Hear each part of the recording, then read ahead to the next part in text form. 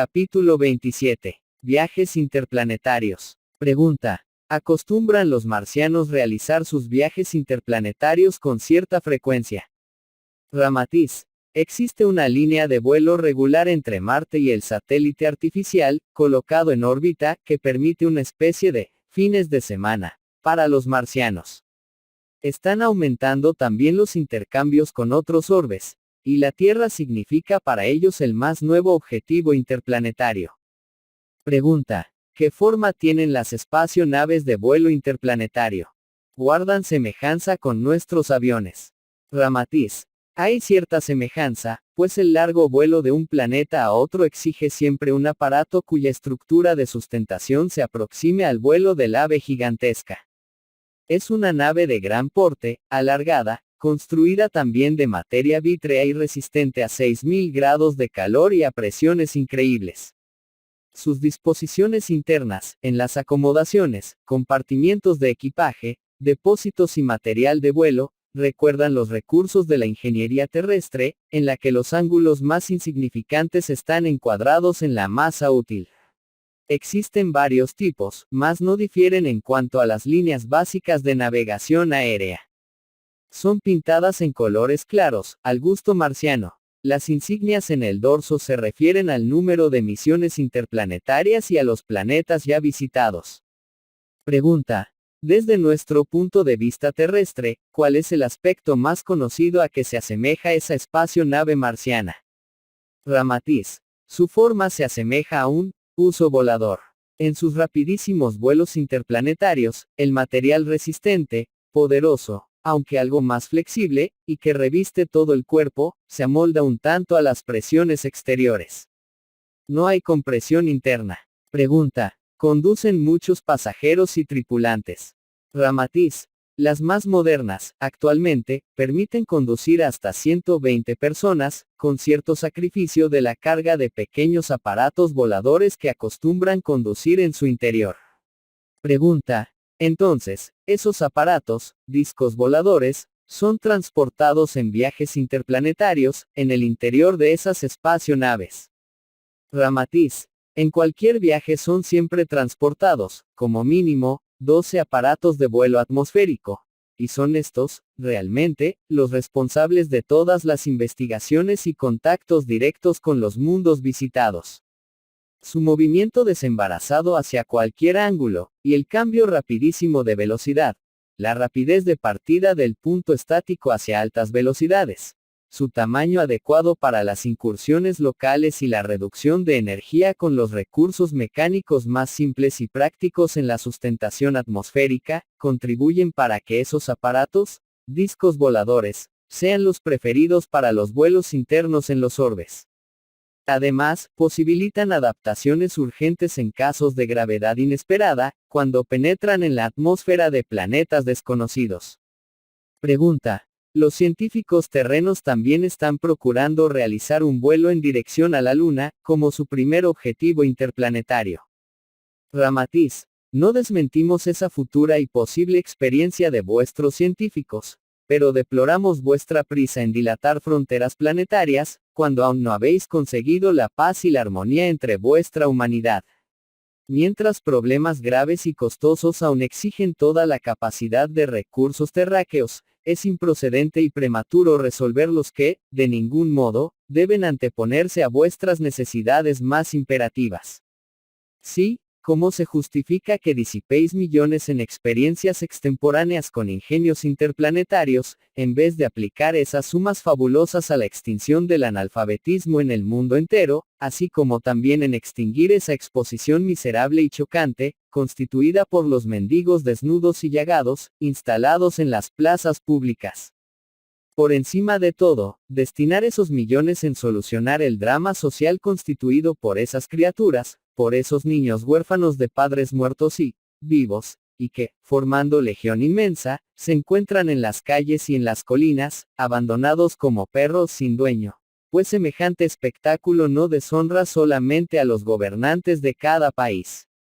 Es una calamidad de tuberculosis social que envilece y rebaja la conciencia de la propia humanidad. Vuestros pretendidos viajes a la Luna constituyen, pues, Una discrepancia más de vuestra mentalidad, de vuestra insensibilidad en relación a los problemas fundamentales de la civilización actual y de la que se aproxima. ¿Por qué entonces, tratáis de ampliar el panorama de vuestra visión científica en el mundo material, si aún tenéis un desierto moral en el corazón? Pregunta. ¿Y por qué no es incongruente que los marcianos se preocupen en alcanzar nuestro planeta? Ramatiz. Se trata de una humanidad superior, perfectamente equilibrada en el binomio fe y ciencia. Y por eso ya se hace acreedora al premio de la inspiración elevada para solucionar el vuelo interplanetario, y al de la autorización para influenciar mundos más atrasados. El marciano es un ciudadano altamente espiritualizado, que desciende para servir y orientar, al paso que el terrícola, belicoso, egoísta y materializado, cuando sube, es para destruir y sembrar discordias en su camino. Pregunta. Las espacionaves pueden volar sin precauciones especiales en los vuelos interplanetarios. Ramatiz. Cuando viajan entre globos o planetas distantes de capas atmosféricas, vuelan debidamente protegidas, herméticamente cerradas y libres de las temperaturas externas. Pero en su interior tienen completo desahogo, debido a que poseen una gravedad propia. Pregunta. Los usos voladores se mueven también por la energía aprovechada de la fuerza o de la acción de gravedad a que os habéis referido. Ramatiz. Naturalmente, carecen de una energía exterior para crear sus propios campos de gravedad. Obtienen esa energía directamente de las estaciones generadoras, en Marte, y la acumulan en grandes reservas, poseyendo igualmente, en su interior, pequeños grupos de generadores que producen fuerza magnética. Cuando emprenden sus vuelos interplanetarios, como medida de seguridad, conducen estanques de reservas, cargados de energía marciana, supercomprimida. Así como los aparatos de vuelo atmosférico aumentan su poder de propulsión a través de la acción de los velocísimos anillos magnéticos, las aeronaves interplanetarias expelen chorros magnéticos, que les transmiten impulsos aceleradores de velocidades fantásticas, más allá de todas vuestras osadas conjeturas.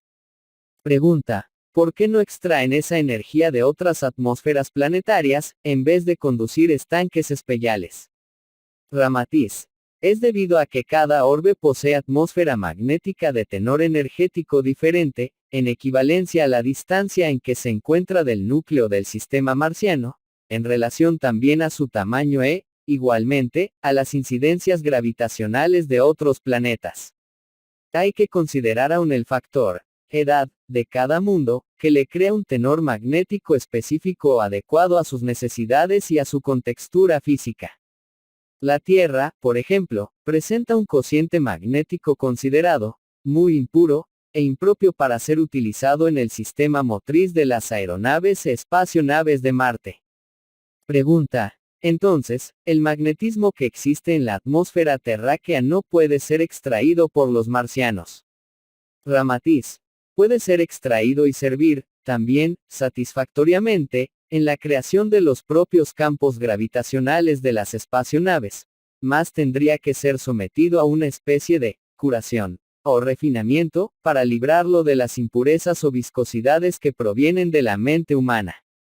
El magnetismo terrestre está impregnado continuamente por las vibraciones letárgicas de su humanidad sin control psíquico y mental, y esa operación de curación o tratamiento preliminar solo puede ser obtenida en el ambiente de Marte, pues exige mecanismos complejos que imposibilitan su transporte interplanetario. Pregunta. ¿Podéis darnos un ejemplo más accesible a nuestros conocimientos? Ramatiz. Considerad que la gasolina, el aceite y el querosén provienen del petróleo. No obstante, son profundamente diferentes en sustancias y aprovechamiento. Es obvio que los vehículos construidos con mecanismo para usar gasolina, no pueden usar el querosén, aunque éste provenga de la misma fuente u origen. Se hace necesario un proceso de adaptación, o hay que tratar el querosén para refinar la gasolina. Los propios aviones de vuestro mundo exigen un tipo de gasolina llamada, de aviación, cuya calidad es muchísimo más purificada que la de aquella que usáis en los vehículos terrestres. Lo mismo sucede con las naves interplanetarias marcianas. Aunque la energía magnética de la Tierra provenga del mismo campo de magnetismo solar, no por eso puede compensar, íntegramente, el tenor energético de la atmósfera de Marte. Pregunta. Admitiendo que las aeronaves marcianas se resolvieran a usar el magnetismo extraído de nuestra atmósfera, ¿cuáles serían los resultados? Ramatiz. Comparativamente, las consecuencias serían las mismas que resultarían si colocarais aceite grosero o pesado en máquinas que exigen aceite refinado. Esa experiencia ya fue realizada, y el espacio-nave marciano encontró serias dificultades para ajustar a sus funciones el delicado mecanismo electrónico equilibrante de los campos gravitacionales. El chorro magnético etéreo, que en el magnetismo de contenido puro es absolutamente invisible a los ojos físicos, llegó a producir manchas densas en torno de la espacio-nave.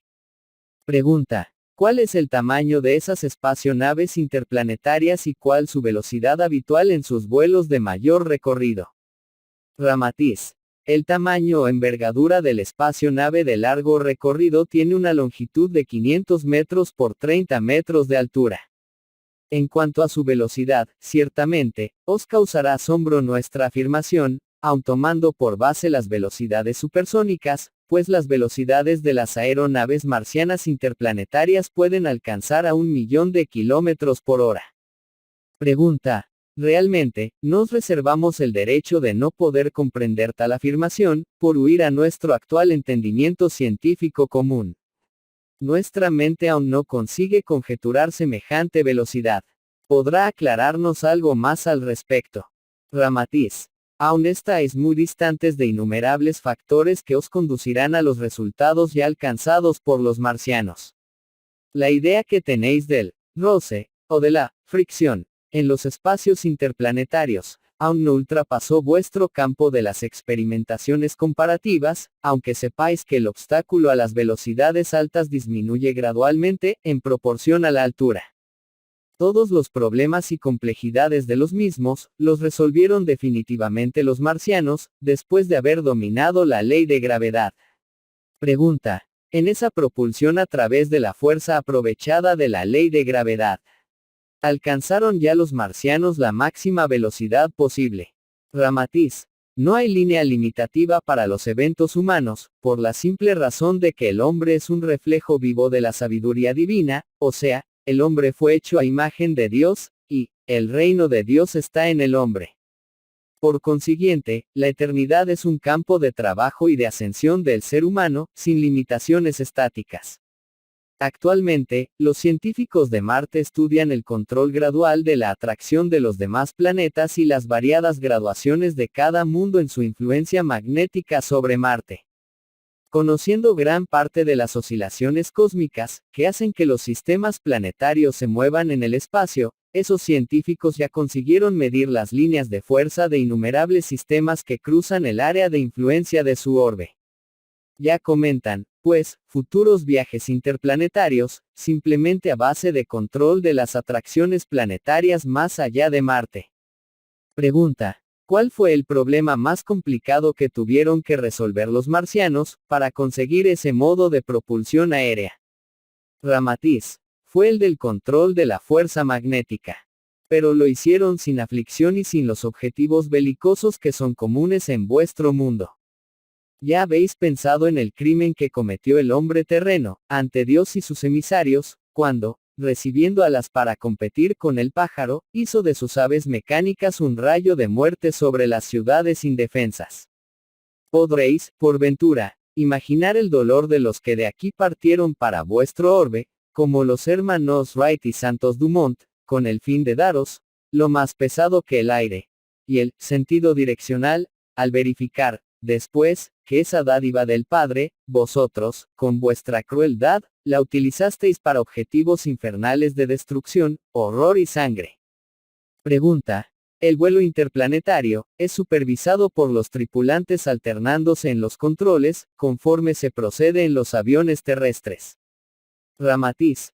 Los aparatos en el interior, para el control de la dirección del vuelo, son muy simples y difieren inmensamente de los de vuestros aviones, con su pizarra de llaves, relojes, brújulas, marcadores de presión, de aceite, gasolina, temperatura, nivel, ángulos diferenciales, generadores, sincronizadores de velocidad y de rotaciones, régimen de ascensión o descenso, aumentado aún por la multiplicidad de palancas y manivelas de propulsión. Las aeronaves marcianas poseen un sistema de tricontrol automático, que regula las fases negativas, positivas y neutras de la gravedad, en consonancia con las zonas de atracción o influencia magnética del espacio que recorren en el viaje. Ese control ajusta rápidamente todas las variaciones de densidad gravitacional, a medida que las naves se aproximan o se apartan de determinados campos de acción planetaria. Como la acción de esa gravedad se ejerce esféricamente, en líneas de fuerzas magnéticas que actúan concéntricamente en todos los cuerpos, el tricontrol atiende la perfecta distribución de la energía gravitacional en torno de la aeronave. Se podría decir que la nave interplanetaria pierde su peso, en virtud de la genial distribución de las líneas de presión en todos sus campos electrónicos. La velocidad y dirección son obtenidas a través del principio simple de física, en la ley de atracción o repulsión de los polos magnéticos, en relación a la densidad y a la fase del campo de gravedad de la aeronave. Ese conocimiento y control de la gravedad evita a los científicos marcianos las exageraciones técnicas de la Tierra, en la aflicción del medio de propulsión de sus aviones. Pregunta: ¿a qué se refiere el hermano, al mencionar las exageraciones técnicas terrestres? Ramatiz: en vista del enorme gasto que hacéis al construir una de vuestras aeronaves más modernas, imaginad los recursos fabulosos que tendríais que despender cuando pretendieseis construir una nave interplanetaria. Vuestra instrumentación es exageradamente compleja. Cuando atendáis a la simplicidad de las leyes que rigen los movimientos planetarios del espacio cósmico, comprenderéis que vuestra complejidad hizo más difícil o complicó más la solución de ciertos problemas. Pregunta: cuando una espacionave parte de Marte, en dirección a la Tierra, necesita prever el desplazamiento de nuestro planeta, a fin de no salirse de su zona de atracción. Ramatiz: esa probabilidad de error no tiene razón de ser porque la espacionave en su vuelo está sometida a la línea de fuerza magnética, que liga los dos planetas, alcanzando siempre su blanco. Su dirección no depende del piloto, como acontece con vuestros aviones. Su rumbo está subordinado a la línea de atracción del campo magnético de la Tierra, en la diferenciación de la ley de gravedad, por cuyo motivo, no hay desviaciones ni necesita una partida prematura para coincidir exactamente con vuestro orbe. Pregunta: dicen los científicos que el problema más complicado para dirigirse a otros planetas, consiste en la travesía del vacío. Ramatiz: realmente, así sería si las espacionaves marcianas dependieran de combustibles semejantes a los de la Tierra, necesitando impulsos violentos iniciales para la travesía probable del vacío. No olvidéis que las aeronaves de Marte operan en un campo magnético, cuya vibración excluye la interferencia de la acción de cualquier otro fenómeno físico. El problema del vacío es para vuestros aviones de orden más físico, más material, en cuanto que para los marcianos el problema se circunscribe al campo magnético. Mientras para vosotros son necesarios impulsos de alto tenor para ganar la velocidad capaz de lanzaros más allá de la faja de vacío, el problema es nulo para las espacionaves marcianas, que la atraviesan, atraídas por los campos de gravedad de otros orbes, donde el magnetismo planetario y la energía vibrátil, en el éter cósmico, son factores básicos de la propulsión. El magnetismo cósmico es ley y fuerza en vibración constante en el vacío, y es este magnetismo energético el que las naves interplanetarias de Marte dominan absolutamente. Pregunta: ¿los vestidos que los marcianos usan en los viajes interplanetarios, son también a presión? Ramatiz: ellos lamentan el inmenso sacrificio del piloto terráqueo, que para volar algunos kilómetros por encima del suelo, tiene que soportar opresiva vestimenta. Pregunta: ¿viajan sin la protección de trajes especiales? Ramatiz: usan los vestuarios comunes, pero se protegen en cuanto al clima de los planetas que visitan, adoptando trajes adecuados para los casos en que tengan que soportar climas y presiones diferentes a su medio de protección. Pregunta: En vista de la velocidad asombrosa que desarrollan, ¿por qué no se desintegran los materiales que componen esas espacionaves? En la Tierra se han desintegrado aviones con menor velocidad. ¿Cuál es el factor principal que evita tal efecto? Ramatiz. La sustancia vítrea que forma el exterior de las naves, tiene la superficie tan lisa como la porcelana encerada, y resiste hasta 6000 grados de calor. Cuando es fundida en las gigantescas usinas de Marte, recibe un tratamiento específico, magnético, que actúa en sus órbitas electrónicas y la deja menos expuesta a la fricción en el campo físico, y más energética en el área magnética. Es levísima y fácilmente desplazable hacia las más altas velocidades, y posee la facultad de convertirse intensamente en radioactiva y desintegradora, en relación con el aumento de velocidad. A medida que se produce la fricción en el exterior, ese material amplía su radioactividad y cohesión molecular, eliminando la propia fricción, compensándola en seguro equilibrio físico-magnético. Los fenómenos comunes que surgen en el paso rápido de la estática a la dinámica, son completamente eliminados por el dominio de la ley de gravedad. En vez de impulsos contra un campo de resistencia magnético-gravitacional, desplazándose de otra zona de influencia, las espacionaves siguen matemáticamente la línea de fuerza que ellas mismas crean y desplazan. En velocidades inconcebibles a los cálculos más osados de vuestras conjeturas, las naves se mantienen en campo neutro. A medida que avanzan hacia los polos positivos o negativos, que tienen a la vista como objetivo magnético, disminuye, también, la estática, en proporciones decrecientes. Es una compensación gradual, que solo al decursar de los siglos futuros podréis comprender satisfactoriamente. En el pasado, cuando los vehículos terrestres conseguían con dificultad el promedio de 30 km por hora, la medicina terrestre, ignorando las velocidades supersónicas actuales, aseguró que por encima de 300 km el organismo humano se diluiría completamente. Pregunta. ¿Qué ejemplo común a nosotros podría darnos una idea de esa zona neutra y permanente en las espacionaves? Ramatiz. Imaginad uno de esos globos comunes de papel de seda, que se elevan bajo la acción del aire caliente interno. Suponed que está absolutamente inmóvil, en el espacio, gracias a un perfecto equilibrio entre la presión interna y la externa. Si calentáis más el aire interior, el globo tiende a subir. Pero si lo enfriáis, tiende a descender. Y cuando la presión externa es equivalente a la masa interna, calentada, el globo permanecerá inmóvil. Considerad, entonces, que la espacionave, en vez de aire caliente, vibre, magnetismo, más o menos denso, en correspondencia con el campo natural exterior. Su propio campo de gravedad es el que regula su velocidad.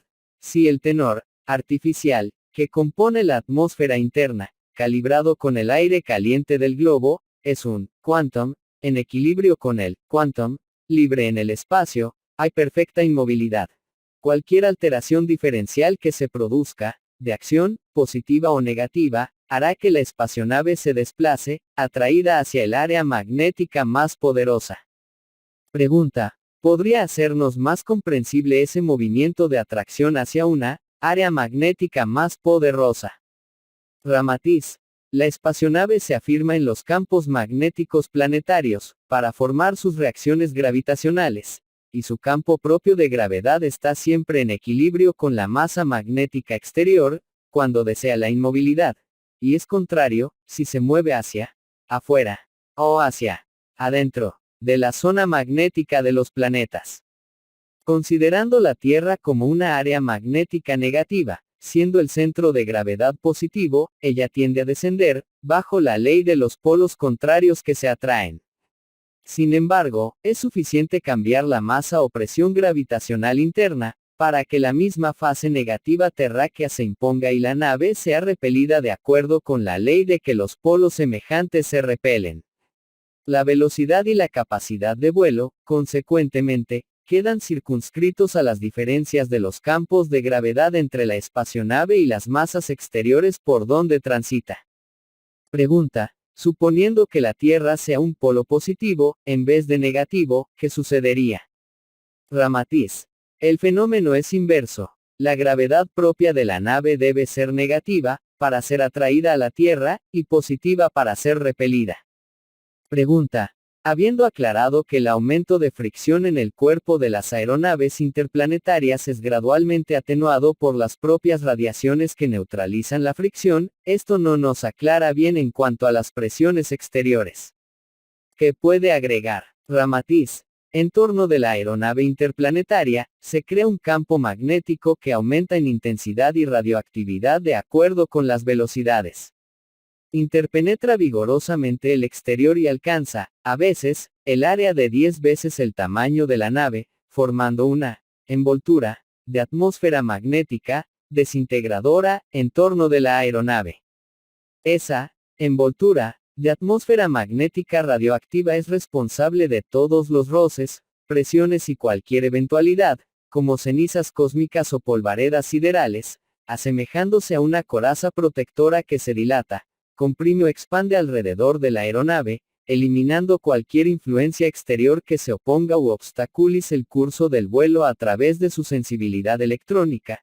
Los tripulantes pueden auscultar, a distancia, la existencia de meteoros, asteroides, fragmentos errantes y peligrosos, que puedan encontrarse en la ruta del viaje. Los polos eterices, que aún desconocéis, superactivados en ese campo radioactivo, identifican las diagonales de fuerzas planetarias que inciden en la posición de la espacionave, en relación a los otros orbes y sistemas gracias a la protección obtenida por esa área magnética desintegradora. En el exterior, los tripulantes disfrutan la temperatura y la presión que mejor les conviene en el interior de la aeronave.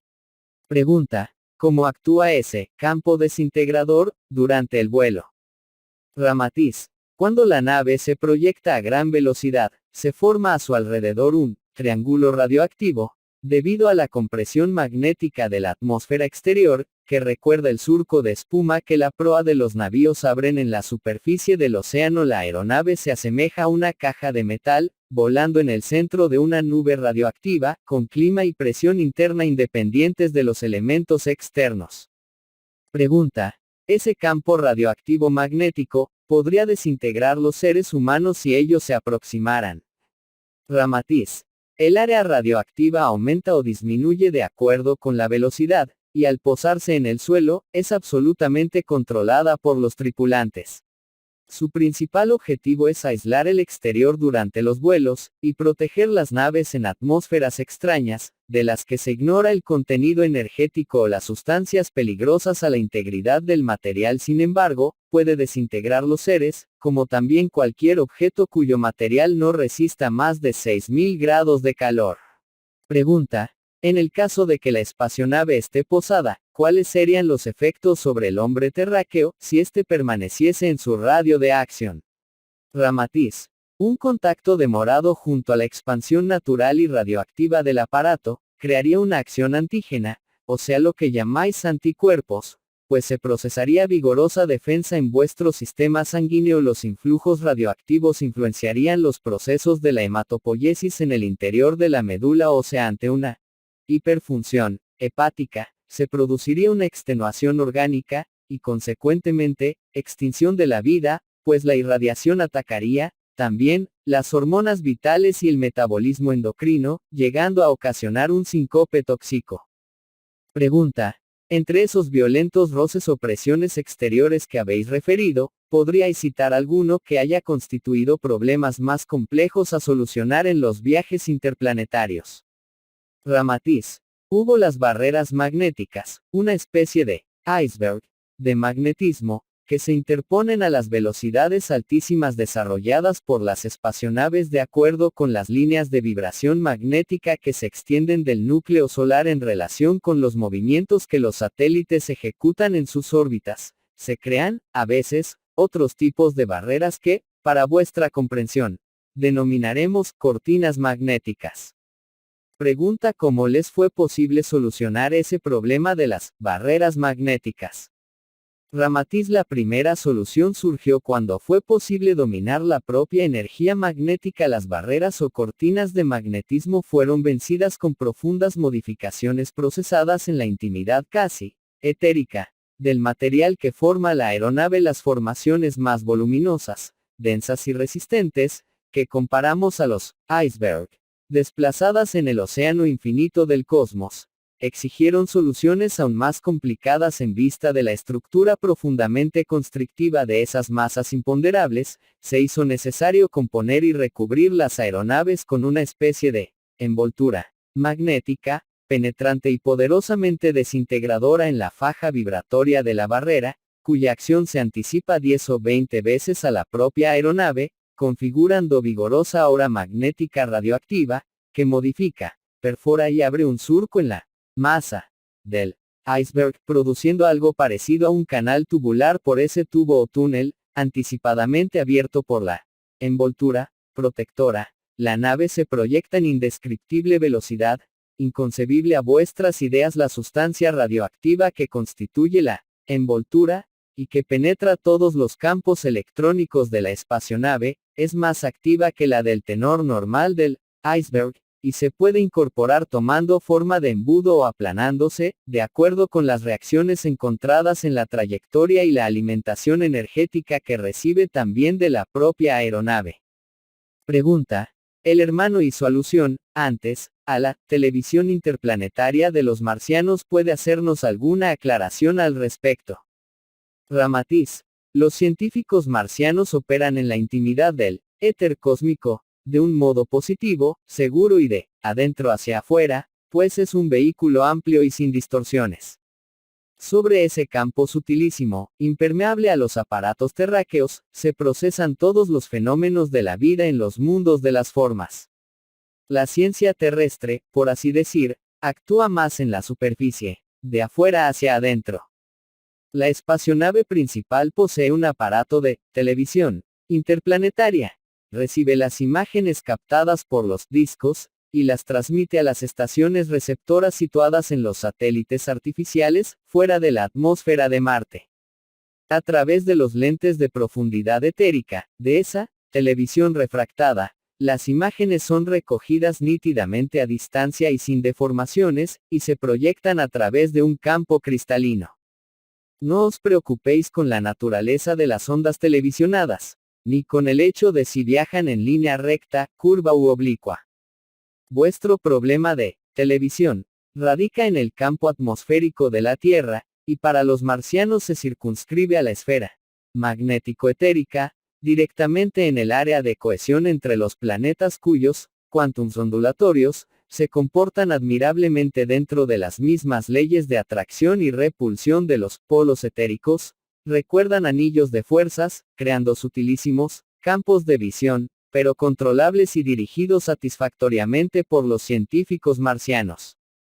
Pregunta. ¿Pueden los marcianos conducir plantas, insectos, aves o animales de pequeño porte en sus espacionaves? Ramatiz. Su conocimiento genial en el campo científico les permitirá crear atmósfera similar a la de la Tierra, dentro de sus espacionaves, y también en su propio planeta, si así quisieran. El transporte interplanetario se haría sin dificultad, toda vez que las naves poseen sus propios campos de gravedad, que exigen apenas atmósfera conveniente al tipo biológico. Pregunta. ¿Conseguirían esos animales, insectos y aves adaptarse al hábitat marciano?